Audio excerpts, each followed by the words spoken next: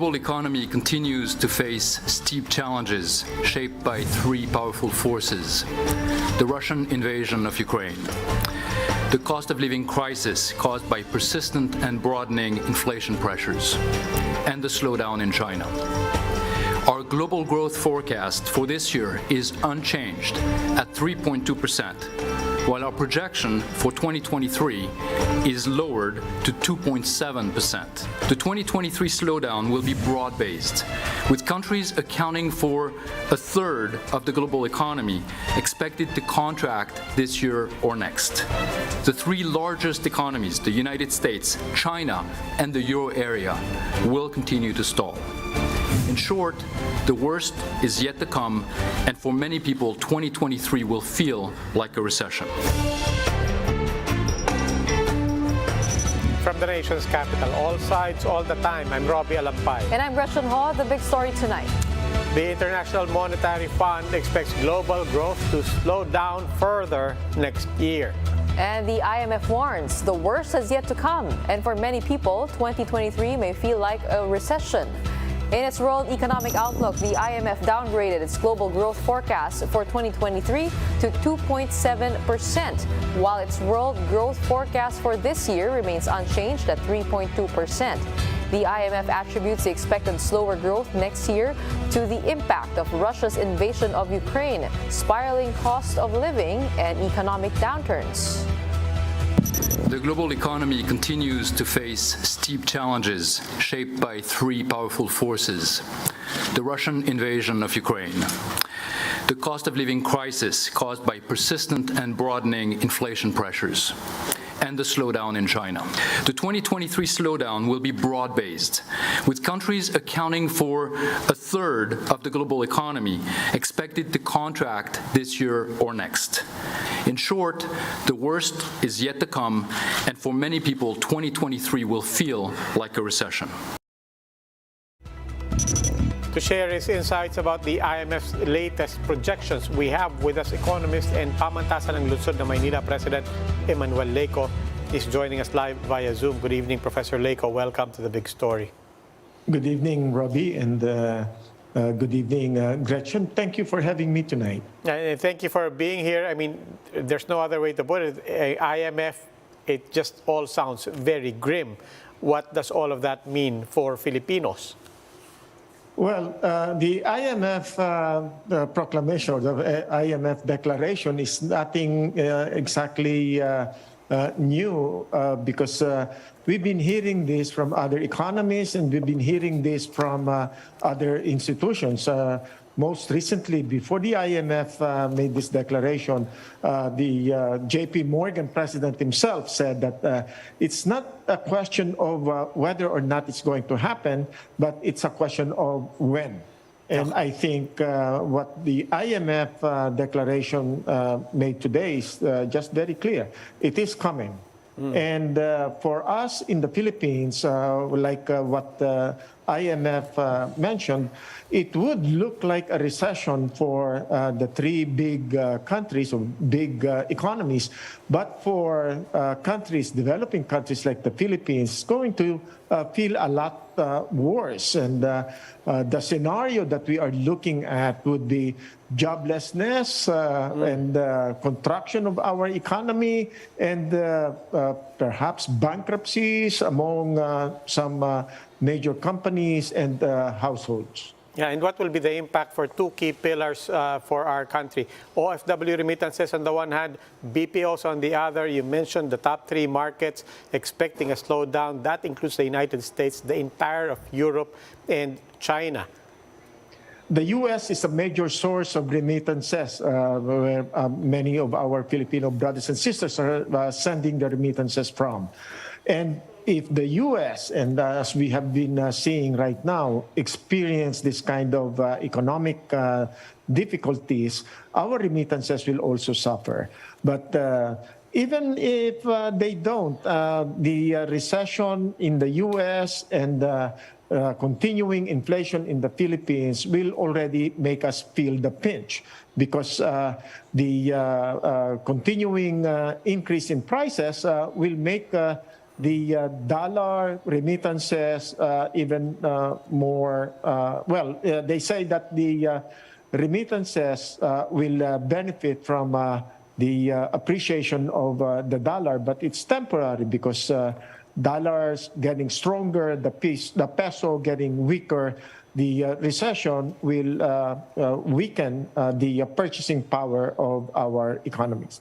Given the grim forecasts in the international market, any bright spots that you see, and how do we transition our labor markets and prepare for the worst that is to come?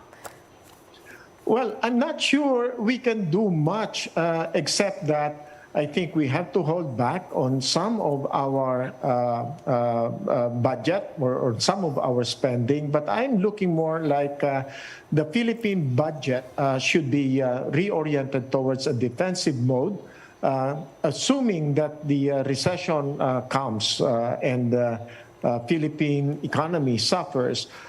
There will be a lot of joblessness, and therefore the Filipino community, the Filipino people will need a lot of help from our government. So the budget that we are talking about now in Congress, I think should be positioned towards enabling our economy or our Philippine government to be able to come to the rescue of our Filipino communities. Sir, just to clarify, on the one hand, you said that what the IMF said, none of this is new. On the other hand, just now you're saying we need to reorient the budget given what the IMF is projecting. Does that mean that this new projection is not yet factored into the budget for 2023? Well, given what we've been hearing about spending of the government and not exactly being sensitive to deficit spending, we are borrowing, we continue to borrow, and I think we have to look into essential items in our budget. For example, I don't think there is a need for the Department of Education, for example, to have a huge budget for intelligence. This is an education institution, so why would you need so much? And I think we also have to look at some of our infrastructure spending. Some of the infrastructure items perhaps can be deferred or even abandoned, and look at the social requirements that we might need in 2023.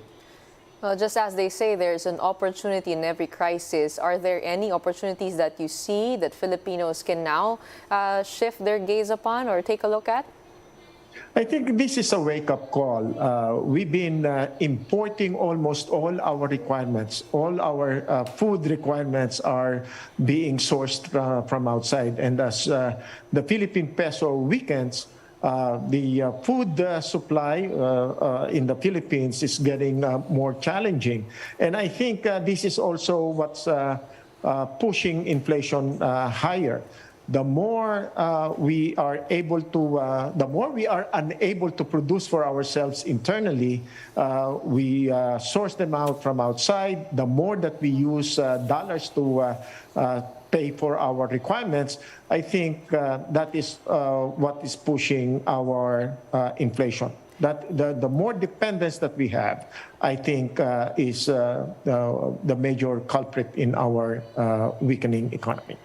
Bilang panghuli lang po, ano pong masasabi po ninyo doon sa statement ni Sandro Marcos saying that the peso is not weak but the dollar is strong? I think that is a wrong statement, if not a incomplete appreciation of what is happening. The Philippine peso is weakening because our economy is weak and so vulnerable. And it's not just a question of the dollar strengthening, which is true. The dollar is strong, but having a weak economy and a weak peso does not help. All right, maraming salamat po, PLM President Emmanuel Leyco. Right after the break, we will be speaking with the motorcycle rights organization to discuss the scheduled return of motorcycle lanes on Metro Manila roads. That and more when the big story returns. Keep it here on One News.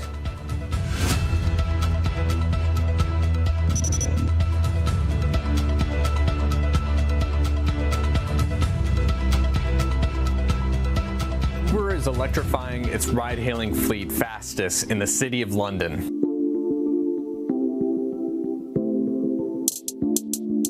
Uber has had as tumultuous a history in London as perhaps any other major city in the world. In 2019, London's transport regulator revoked Uber's license to operate in the city for the second time in just over 2 years. Mayor Sadiq Khan said Uber had exhibited a, quote, pattern of failure with respect to conducting background checks and verifying the identity of drivers. Uber's efforts to get its drivers to switch to electric vehicles has been crucial to the company transforming from a problem for the city to a potential problem solver. Sadiq Khan has been one of the world's most aggressive mayors in terms of policies to reduce road congestion and pollution. London charges drivers daily to use the city's most congested roads, and drivers have to pay extra if they're behind the wheel of older, higher-emitting cars. Electric vehicles are exempt from these charges, which has helped tip the scales in favor of EVs. Uber has done its part to further boost the economics of driving an EV in the city. In 2018, the company started what it called a Clean Air Fund. Riders paid 15 pence per mile into savings accounts for each driver. Drivers can only put this money in these accounts to use toward buying or renting an EV. As of February, there was about £148 million in these accounts. And to sweeten the deal, Uber has arranged discounts on EVs from Hyundai, Kia, and Nissan. To meet its emissions goals, Uber will need more politicians to follow Khan's lead in taxing or regulating polluting cars off roads. It will need automakers to manufacture more electric vehicles and for supply of used EVs to grow. I'm Craig Trudell, and this is how we move. For more stories like this, follow us on your favorite platforms. Asian stocks fell for a fourth session Wednesday, but paired earlier losses amid a shift in risk sentiment, amid reports that raised the prospect of the Bank of England extending its emergency bond buying program. China's CSI 300, though, traded at April 2020 lows amid concern China's persistence with its strict COVID strategy will weigh further on its economic outlook. A gauge of Chinese tech shares in Hong Kong fell for a fifth day, continuing to hold at record lows since its inception in 2020. The yen fell back into prime intervention territory.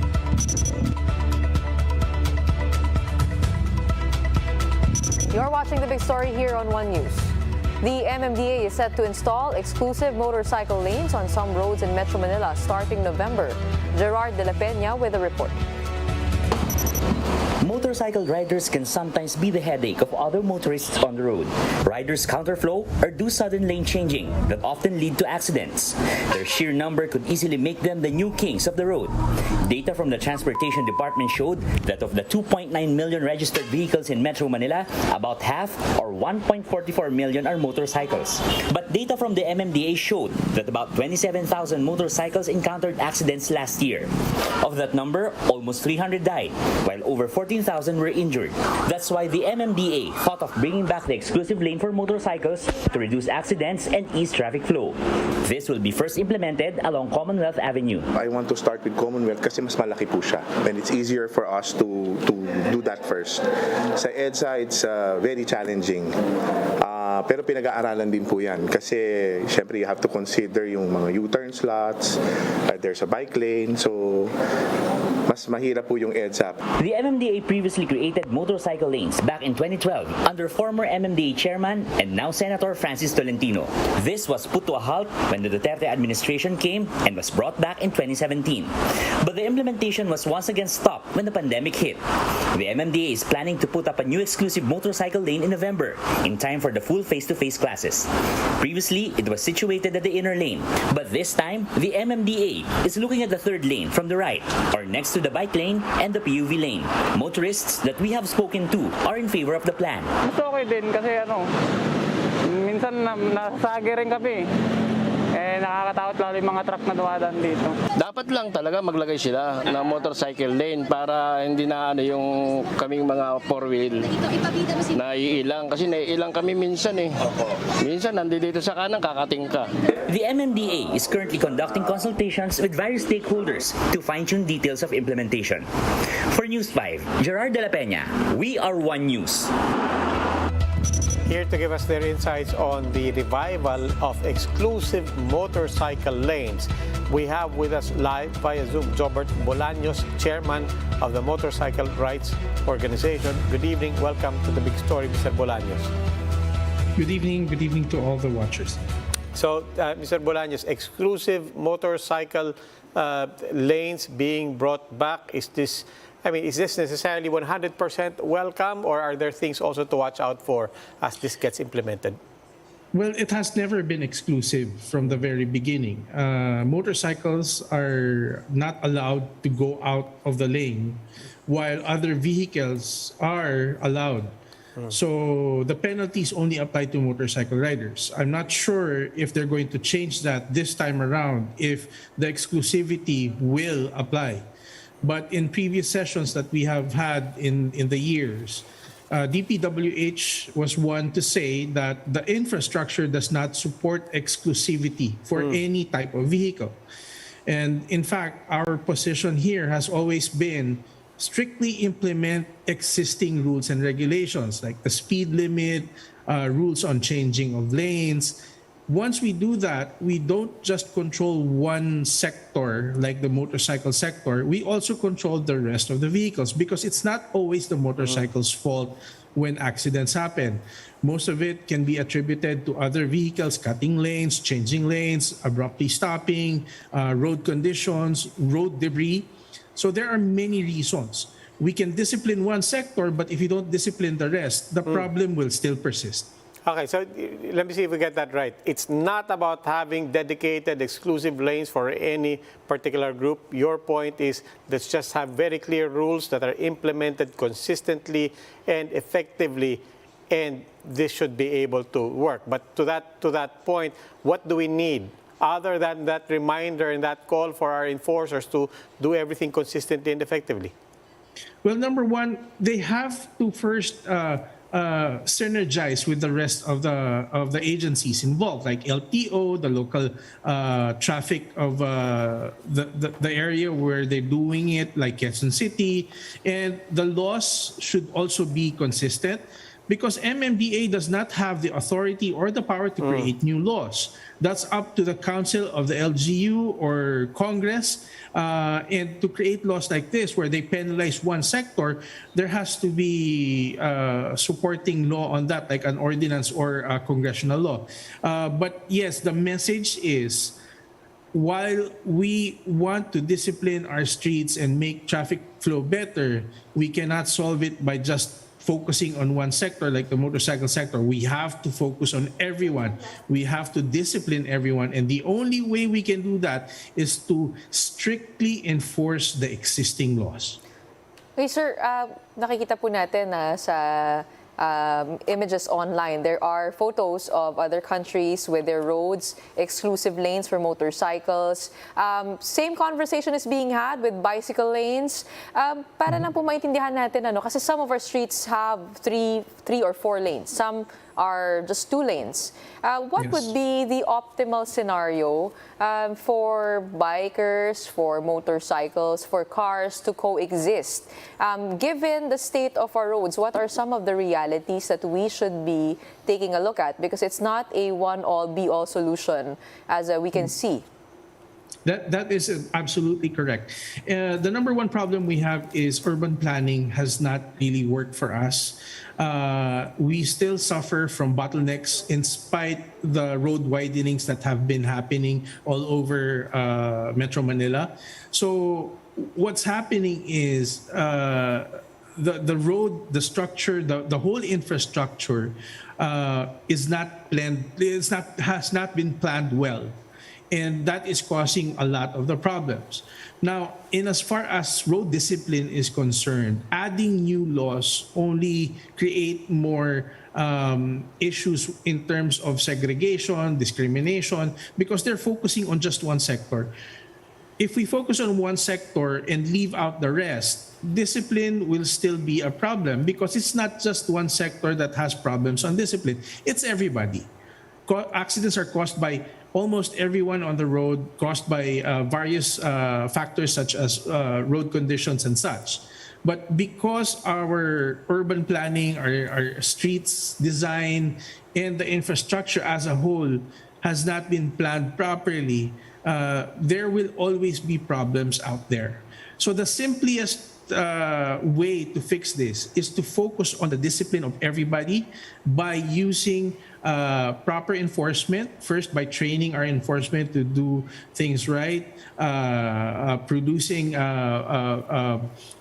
educational videos for everyone to see, not just for motorcycles, but for PUV, especially for the private vehicle drivers, and show it online, on mainstream media.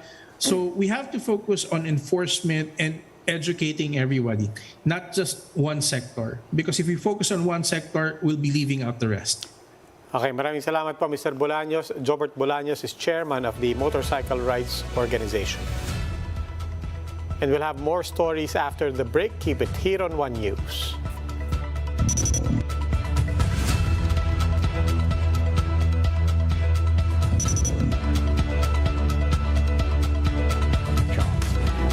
Phenomenon has surfaced of late. The same songs are dominating the Billboard charts for longer than ever.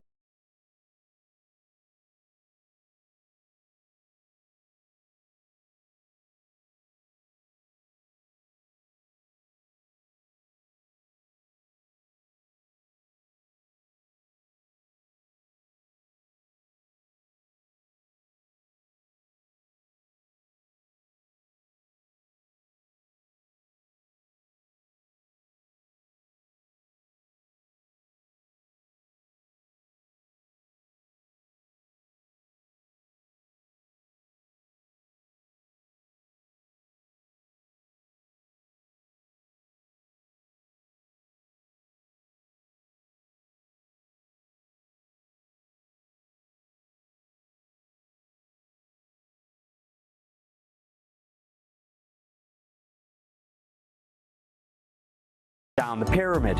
It might be easier than ever to record a track and release it to the wider world, but it's getting ever harder to make money as a consequence. The IMF warning that the worst is yet to come for the world economy after cutting its growth forecast. The fund lowered its global GDP projection for next year to 2.7% from 2.9%, citing monetary tightening, damage from Russia's war in Ukraine, and China's slowdown.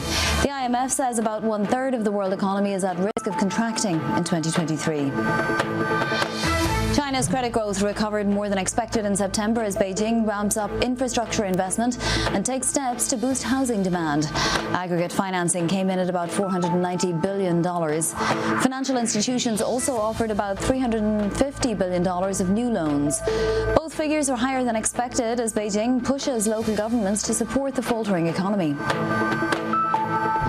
The UK is reportedly set to declare China an official threat.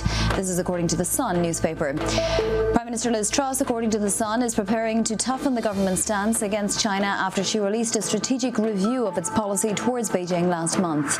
On Tuesday, the UK's spy chief warned that China's leadership is seeking to use technology to tighten its grip over its citizens and spread influence abroad. Leaders from G7 nations have vowed to support Ukraine for as long as it takes, while condemning Russia's recent steps to escalate the war. In a 90-minute video call with Ukrainian President Volodymyr.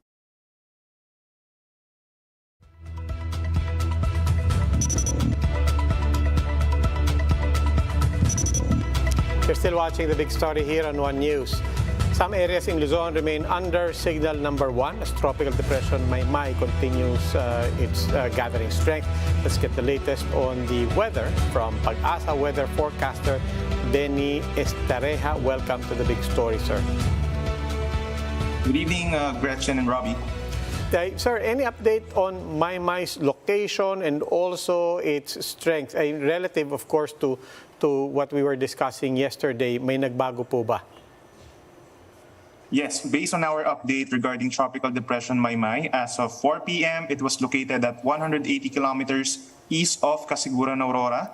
It remains to be 45 kilometers per hour maximum sustained winds and with gustiness of up to 55 kilometers per hour, and it is moving westward at around 10 kilometers per hour currently. We have tropical cyclone wind signal number 1 still over the eastern portion of Isabela, eastern portion of Quirino, and the northern portion of Aurora, which means some of the areas in Isabela, Quirino, Aurora, and even Nueva Vizcaya were lifted from wind signal number 1 simply because the radius of Maymay has been slightly reduced, and we are seeing that Maymay may dissipate within the next 12 hours or may be downgraded into a low pressure area before it makes landfall east of Aurora. And we are expecting still, kahit po ito ay maghina na into a low pressure area, in the next 24 hours, magpapaulan pa rin yung low pressure area plus the shear line over most of northern Luzon, especially itong Cagayan, Apayao, and Ilocos Norte. Meron tayong mga moderate to heavy with at times intense rains. And for the rest of Cordillera region, rest of Cagayan Valley, as well as Ilocos Sur, meron tayong mga light to moderate with at times heavy rains within 24 hours. Sir, any update on the typhoon that we're watching outside the Philippine area of responsibility? Yes, for now, ito po ay a tropical depression as well. Outside the Philippine area of responsibility over the Pacific Ocean. As of 3 p.m., it's more than 1,900 kilometers pa naman east of northern Luzon. Also, it has maximum sustained winds of 45 kilometers per hour, and it is currently moving northwest at 20 kilometers per hour. We are expecting po, based sa latest track ng Pag-asa, it could enter our PAR tomorrow, Thursday, and then from Thursday up until Saturday, westward yung general movement nito. It may approach extreme northern Luzon over Sunday and make either landfall or close approach over here in Batanes, and then it may exit the PAR around Monday or Tuesday pa. Okay, maraming salamat po, Pag-asa weather forecaster Benny Estareja. And before we end tonight's show, we would like to congratulate my partner, Gretchen Ho, for being named Icon of the Year by the Gawad Filipino Awards. Unexpected to ni Gretchen na binabati namin siya. Nagkataon lang nadala niya yung sarili niyang trophy.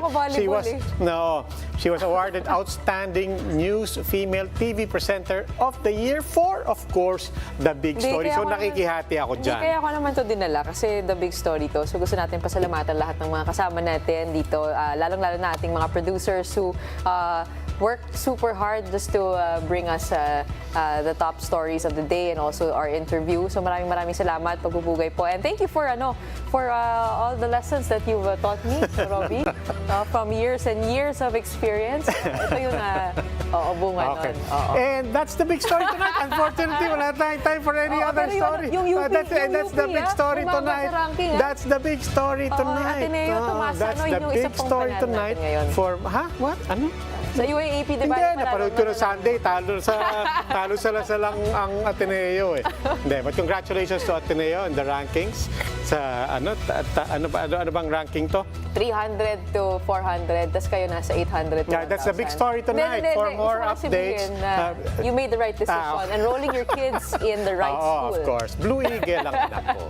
Now, for more updates, follow News 5, The Philippine Star, and Business World online. You may also log on to onenews.ph for more in-depth analysis. Ako po si Robbie Alampay. The Big Story is also available via Signal Play app. Make a free account now at signalplay.com and stream One News anytime, anywhere. I'm Gretchen Ho.